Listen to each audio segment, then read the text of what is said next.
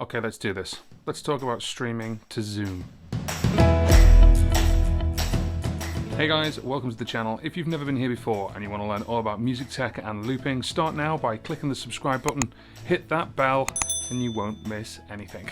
So at the beginning of the year, no one would have predicted that Zoom was one of the top downloaded apps for 2020. Musicians and performers are now turning to Zoom to play to their friends and family, but also for teaching. In this video, we're going to show you how to plug your equipment into your computer and set up Zoom properly so it can actually get the audio. And stick around to the end as I've got a pro tip for you if you're going to be using a phone or a tablet.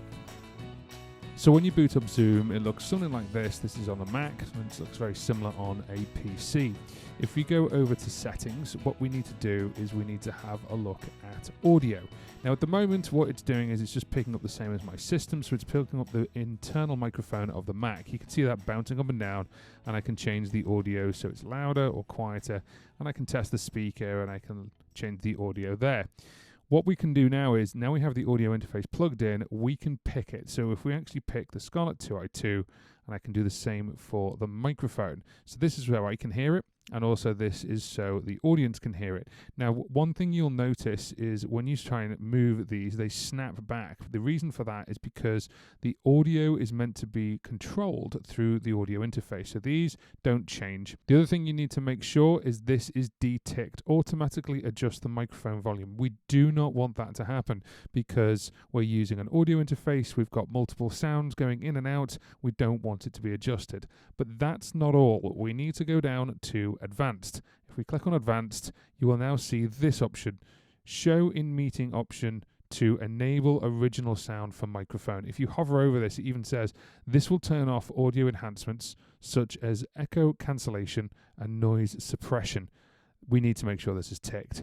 This is the reason why a lot of people who use Zoom and they plug their audio interface in, it will sound tinny, it can sound weird, you might get a little bit of echoey, and this is the reason why. We need to make sure we're using the original sound coming straight from the audio interface and turn that on. The next part is audio processing. What we need to do is we need to have it set like this. Yours will be set to auto if you haven't played with it already, and we don't want to have suppressing noise such as fans and air conditioning. We're not going to be using that. We've got an audio interface, so we're going to disable that completely.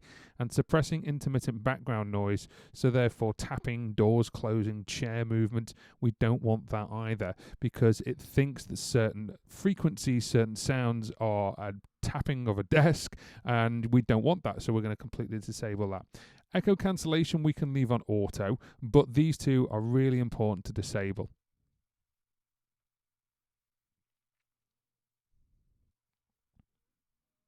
Once you're all set up with that, when you go into a chat, it will ask you if you want to use the audio for the internet. Make sure you do click that, and then you can make sure that this is working straight before you go into any meeting with either a tutor, or if you're going into a meeting, you're doing teaching for a student, or if you're literally just performing to friends and family.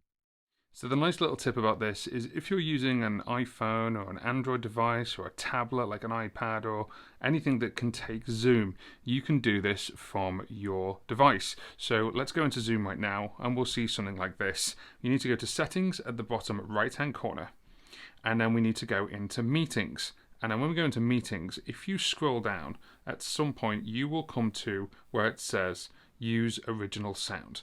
This will allow you to enable or disable original sound in a meeting.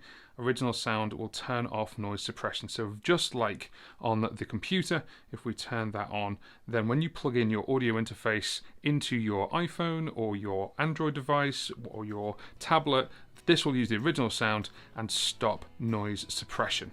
If you have found the content of this video useful, then please give it a thumbs up. It really helps me and helps the channel grow.